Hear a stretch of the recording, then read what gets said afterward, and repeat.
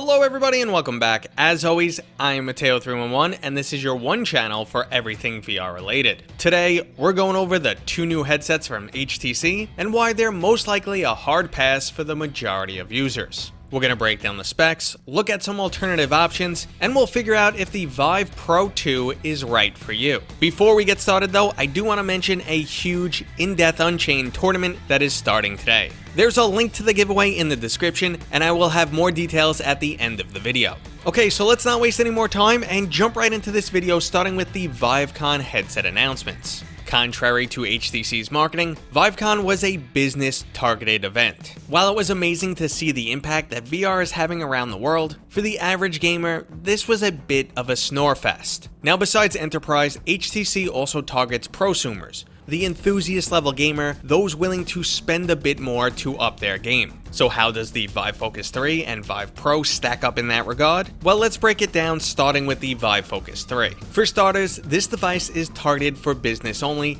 and isn't really a prosumer device. While porting games from the Oculus Quest to this device should be fairly easy, there's no guarantee that specific games will be available on this headset. Viveport only shows 124 titles available for the Vive Focus Plus, which is a fraction of the games that's available on the Quest. And I'm also skeptical that all of those games are native apps. It looks like they may be including some streamed PC VR titles. The device is also $1,000 more than the consumer version of the Oculus Quest 2. A more reasonable and fairer comparison of these two headsets would be to use the business edition of the Quest 2 versus the Vive Focus 3. In this regard, the Vive Focus 3 is a superior product to the Quest 2, at least on paper. There are upgrades across the board. There's a significant increase in resolution, FOV, amount of RAM, there's an individual IPD adjustment rather than the 3 fixed positions of the Oculus Quest, there's swappable batteries, fast charging options, a superior audio solution, and it just looks sexy as hell. It even has an active cooling system that should allow the XR2 chip to run faster than the currently underclocked version found in the Oculus Quest 2. Now again, this is just on paper, and the Vive Cosmos looked pretty darn good on paper too. I will say though, I have heard from a few people who have tried this headset, and they did say it was extremely comfortable. So as long as there's no major design flaws, the Focus 3 is the superior device. But it's still not an option for consumers or even game developers. Game developers will obviously prioritize the Oculus Quest 2, and if you were considering getting this headset for PC Wi-Fi game streaming, well, there's tried and true, well-tested, cheaper options available. This includes a Vive and Vive Pro with wireless adapter, an Oculus Quest 2 using the AirLink or virtual desktop, and the Deca Gear is also on the way with their own affordable solution. So as cool as the Vive Focus 3 looks, unless they release a cheaper consumer version and it suddenly gets supported from the Oculus Store, this headset is a hard pass for gamers and reserved solely for enterprise. So let's move on to the Vive Pro 2 and find out if that's the right headset for you. Again, this is an enterprise or enthusiast level headset, and it's only really positioned as a Valve Index competitor. Spec-wise, the Pro 2 is a significant leap.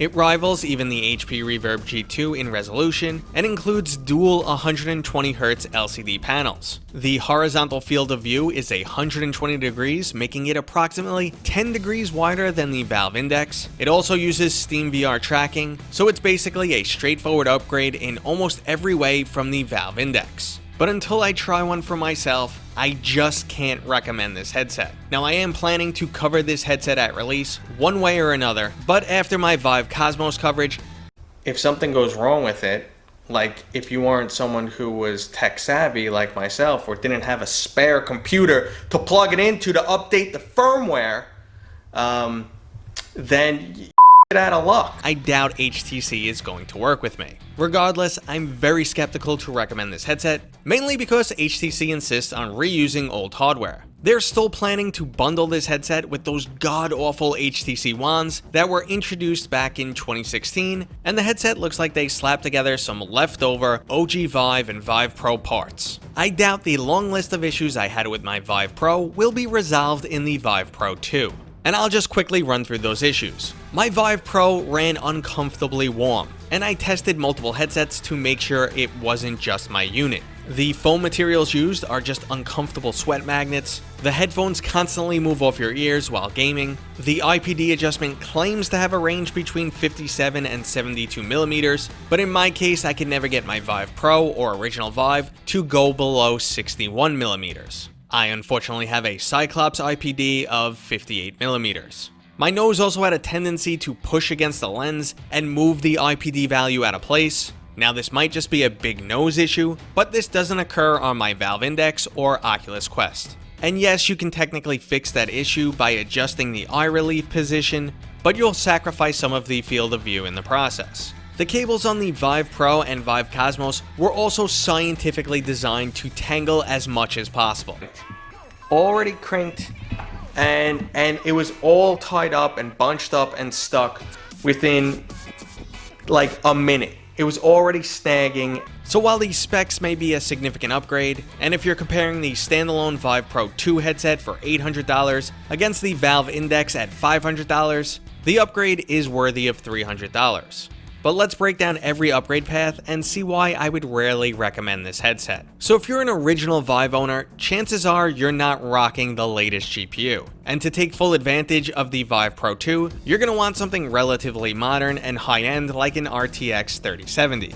Now with super sampling, I actually run my Valve Index at a resolution that is very close to the Vive Pro 2. And even my RTX 3090 can't always deliver 120 frames per second. So if you're looking to upgrade your original Vive but you're a bit more budget minded, I would recommend an Index or even an Oculus Quest 2 at this point. Now if you're a Vive Pro owner and already love the device but want to step it up, well, you're going to be losing that OLED panel. Personally, this doesn't really matter to me, but if you love those dark blacks and deep colors that you only really get on the Vive Pro, well then the Vive Pro 2 might disappoint you. And it's the same scenario if you're a wireless adapter owner. In wireless mode, the Vive Pro 2 runs very close to a Vive Pro. The refresh rate is dropped down to 90 Hz, and the resolution is significantly reduced. At that point, you might as well just stick with the Vive Pro. So if you thought this might be the ultimate wireless PC VR headset, you're again going to be disappointed, and there's also a cheaper option with another one on the way. While not ideal for everyone's network, the Quest 2 has excellent PC VR Wi-Fi streaming capabilities at only $300. To get the same functionality with the Vive Pro 2, you're going to have to spend at least $1,100 because the 50 GHz wireless adapter retails for an extra 300 big ones.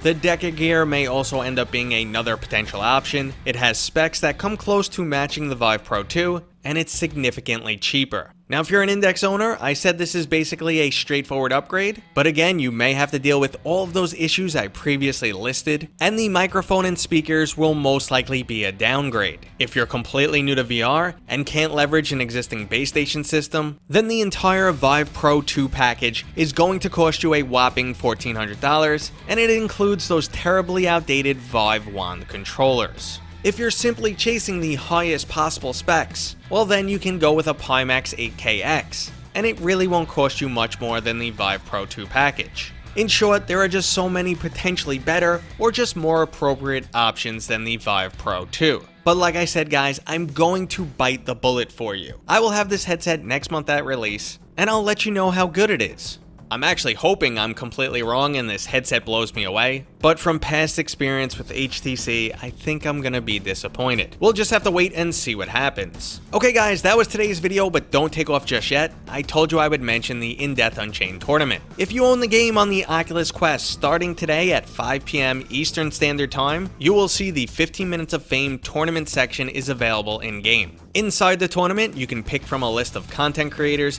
Obviously, you guys are going to pick Mateo311, and you're also going to go to the Gleam link down in the description and enter the giveaway. You do have to play in the tournament to enter to win some prizes, but the prizes included are absolutely amazing. It doesn't matter if you're good at the game or not, winners will be randomly selected. Now if you do happen to be awesome, the top 4 players will be getting Oculus Elite straps or an equivalent prize, and everyone else will be entered to win bHaptics tack suits. We have X16 and X40 models available, plus we're giving away some extra game keys. Now if you end up being on the winning Mateo311 team, our prize pool will be bigger than the other chumps out there.